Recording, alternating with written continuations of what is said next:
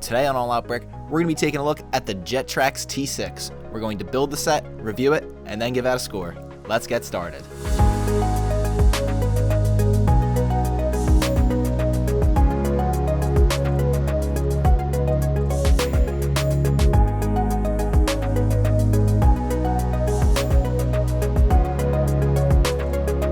Hey everyone, I'm Christian from All Out Brick. Welcome to another Matanui Monday. As always, the best way to tag along with us every week is to subscribe and turn on notifications. This week, we're going to be taking a look at set 8942, the Jetrax T6, which was one of the battle vehicles released during that 2008 line of Bionicle. The Jetrax T6 was another aircraft made by Artakha and discovered by the Toa Nuva once they entered the Codrex.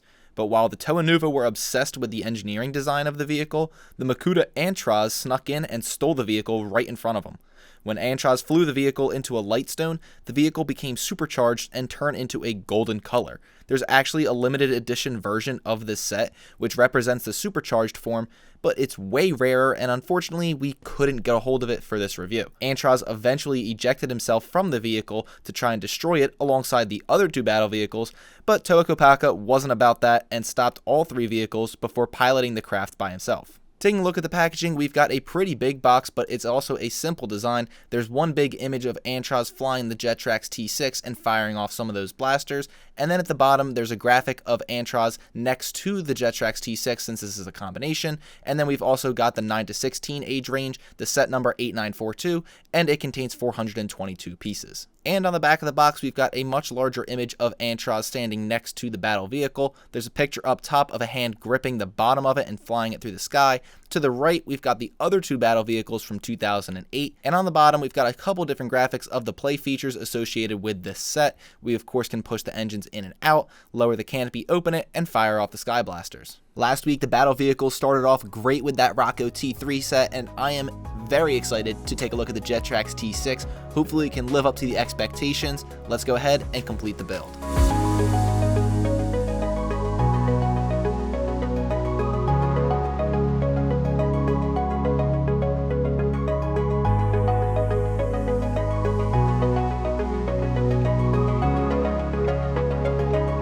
Here we are with the completed Jetrax T6 and Antroz. In total, the build time was just over an hour, 67 minutes to be exact. This actually felt a little bit shorter and a little bit easier than the Rocco T3 build. Just like the Rocco T3, this set comes with a pilot and with the vehicle. So first, we'll take a look at Antroz the pilot, and then we'll go in depth with the vehicle. Antroz was a nice little build to start off the set with, and felt like he was detailed just enough to fit in with the set and not just feel like a cheap throw-in. Compared to his Fantoka set version, there's some pretty significant changes. The build this time has much more dark red in it, most notably at the forearms and the lower legs. The shoulder pads are also entirely different since they don't include the wings. The feet have been swapped out for Toa Metru feet instead of Claude Paraka feet, and the mask has a new mold and is completely dark red, omitting the black gradient feature in the Fantoka set version. This variation of Antroz has much more of a human-like feel to it than the Fantoka set, which was very clearly a villain Makuta. Moving on to the battle vehicle model, the Jetrax T6 features quite a different design from the Rocco T3, with more of an open concept opposed to the very compact nature of the Rocco T3. The color scheme is very attractive and a nice blend of black, silver, and blue. You heard it from me last week and you're going to hear it again right now. I absolutely love the pop of color that the blue gives us. The blue highlights provide a bit of character to the ship and prevent it from just being a monochrome set with no personality. Typically, whenever we see blue in Bionicle, our minds go to Gakoro or water, but I don't really get that sense from this set. It still feels like a neutral flight vehicle. The engine turbines are the biggest standout of this set to me, with their simple yet effective design. They're each made out of maybe 10 or 20 pieces, but feel so much more dense and mechanical than they really are. The front engine piece and top armoring made the biggest difference in pulling off this effect. And then on top of the cylindrical engine design, there's large weapons on the side of each engine, just to add a little extra intimidation. Just like the Rocco T3, there are a ton of silver weapon pieces spread throughout the model, and just like that set, they do a great job of finishing off the model. The weapon pieces blend in any awkward gaps throughout the vehicle, and also contribute heavily to this thing looking like an absolute beast.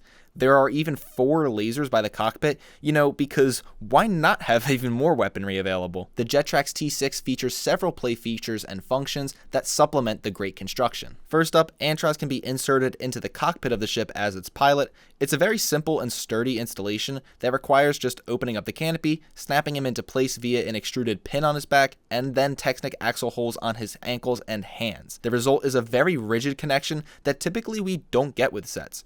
Normally we get just the hand snapping in, but I really like the extra connection points that lock Antroz into place. To be honest though, Antroz makes the color scheme feel a little bit out of place.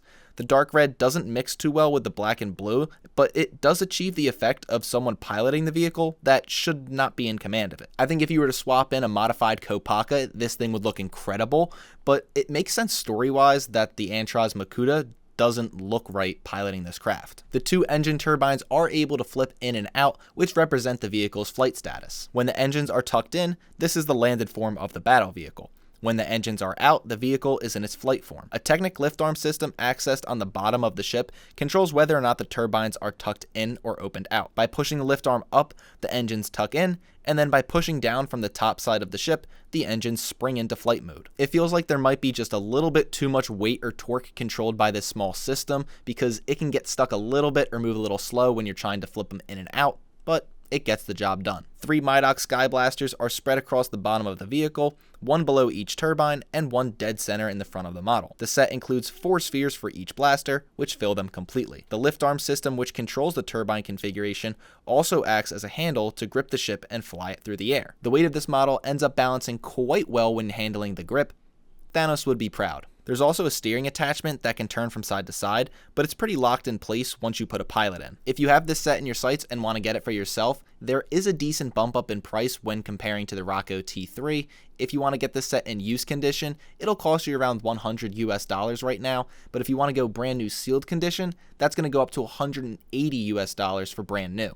To be honest, that $100 price point for a used condition set doesn't actually feel too overpriced to me. It seems pretty good. Honestly, if this set were released today, I think we'd see it cost around $75, so not too much of a markup.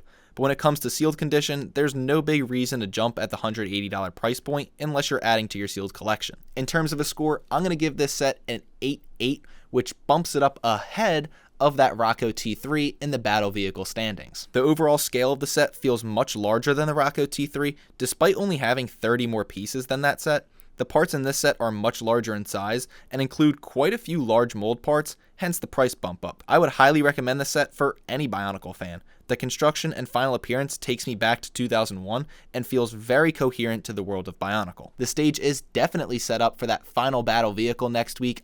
I'm already itching to build it, but 8.8, that's your review.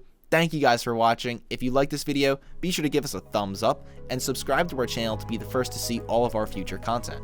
Also be sure to check us out on our website and follow along on our social media pages. Until next time, stay bricking.